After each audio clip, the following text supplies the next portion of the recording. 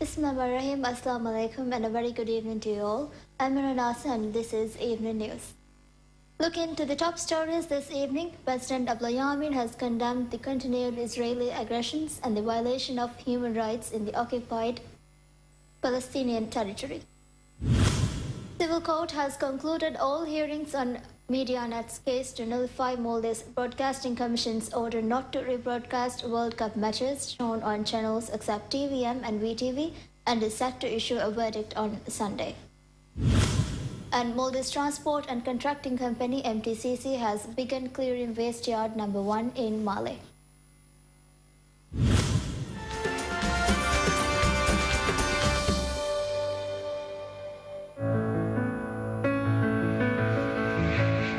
Maldivian Roda Mahavara Hasage Ailano the Rahmet Terenaiku India ge Trivandramannone Chennaiya Decol ticket M Sate Kanuwa $100 Ituru Maulumat Hodama Tinetine Fahen Hataren Hataraka Gulalava Maldivian Fly made simple. President Abdullah Yameen has condemned the continued Israeli aggressions and the violation of human rights in the occupied Palestinian territory. In a statement issued yesterday, the president described the aggressions as a deliberate attack on innocent civilians and said that Maldivians empathized with the sufferings of Palestinian brothers and sisters during this holy month of Ramadan. In his statement, the president called on Israel to bring an immediate end to the airstrikes, incursions, and human rights violations and respect the rights of Palestinians.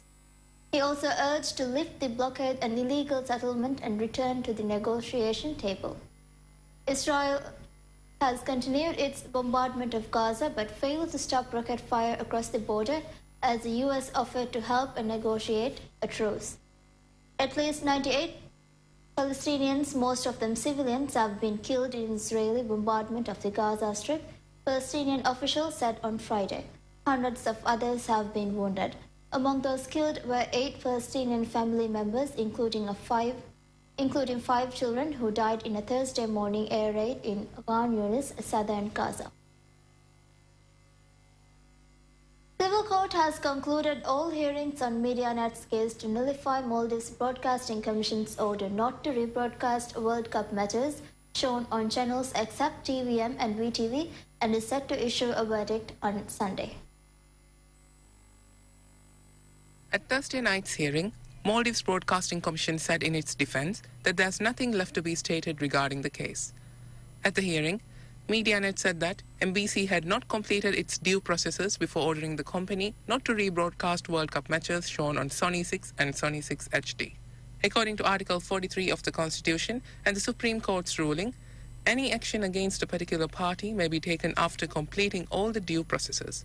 MediaNet stated that the company is rebroadcasting matches shown on Sony 6 under an agreement made with the channel, just like the company has made agreements with other channels. At the first hearing of the case, MBC had said that the Commission had issued a notice detailing all listed events, including the World Cup football tournament, on 25th April 2012.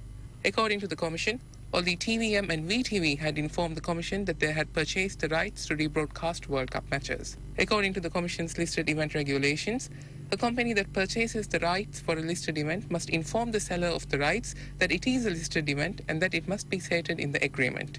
Meanwhile, the lobby group of local broadcasters has expressed concern over the Commission's actions with regard to resolving issues faced by them. In a letter sent to the Commission, the group has stated that despite initial discussions, the Commission had not made any desirable efforts and that it had also not done anything to enforce its 2 orders to protect the rights of broadcasters that have purchased rights for World Cup. Accusing the Commission of having hidden motives, the lobby group has questioned MBC's commitment for not seeking police assistance and a court order to enforce the stated orders. Maldives Transport and Contracting Company MTCC has begun clearing waste yard number 1 in Male. MTCC signed the agreement to clear the waste yard with Environment Ministry on the 19th of last month. The company's CEO Ibrahim Abdulrazak Halim said that delays in starting work or to the delays in procuring the required equipment. He, however, said that the issue has been solved and hence the project will be completed within the given 90-day period. Earlier, MNDF had cleared the waste yard following difficulties faced by students in schools located in the area. However, City Council reopened the place once again without proper planning, leading to a mountain of waste at the yard once again. We now move on to this week's editorial report. The government which came to power in 2008, marking the country's transition to democracy, had made many rosy promises to garner public support. Even after a century later, Maldivians will seek numerous lessons from the false hopes given by the individual who had led the government. While many believe that the government faced premature downfall due to its failure to fulfill its promises, they also believe one weakness of the government was the presence of corrupt officials who lacked loyalty and dedication and only worked to plump up their pockets. There's no doubt that the country's new leader, who came to power after drawing vital lessons from the previous government's experiences, is compelled to deliver on his promises to the nation. In delivering his promises, if he is more interested in patching up empty potholes that serve no purpose, then there'd be no real value in those promises. While it's certain that government will not function well unless its main engine is up and running, it must be believed that results can be produced only when the government rids itself of officials who are not fulfilling their duties in the best manner, be it the Vice President or the Housing Minister.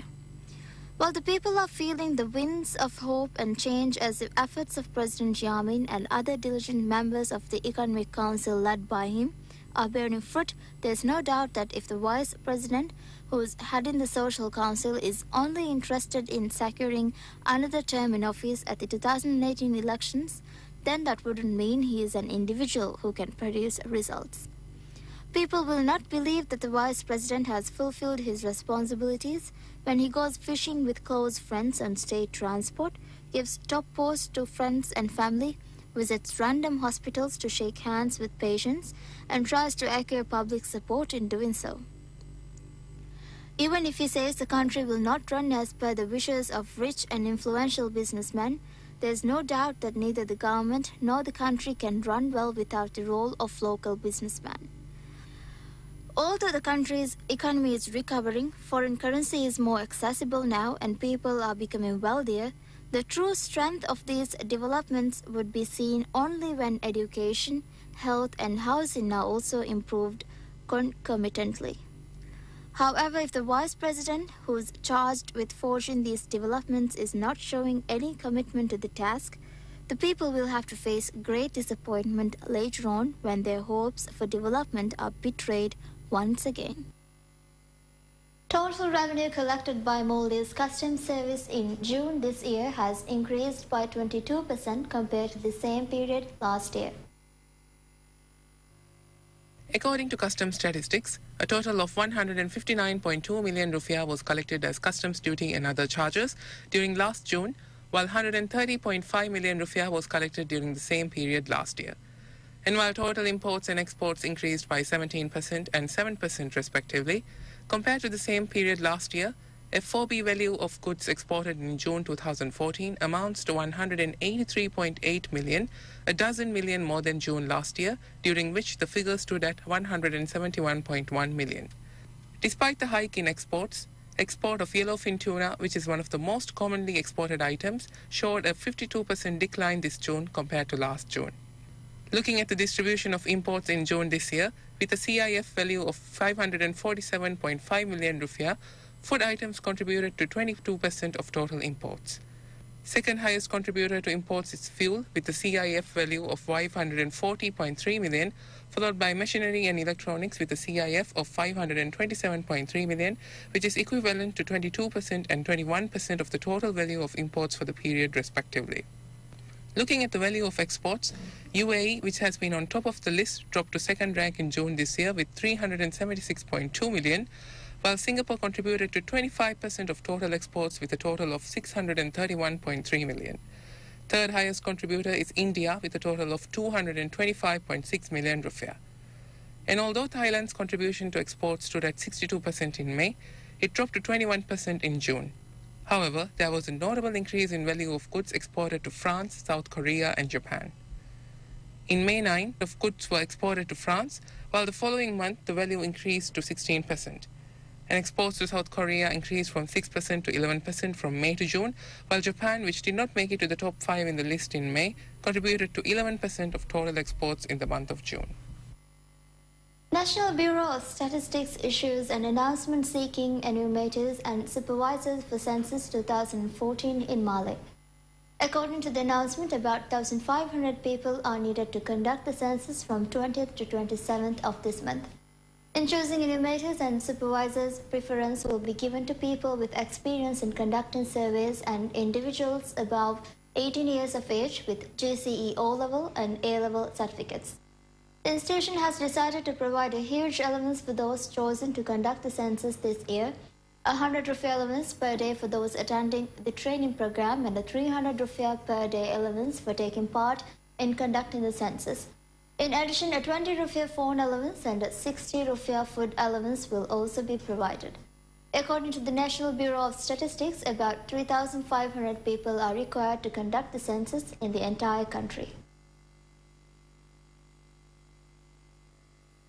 It's all what we have for today. Thank you for watching and wish you a pleasant night ahead.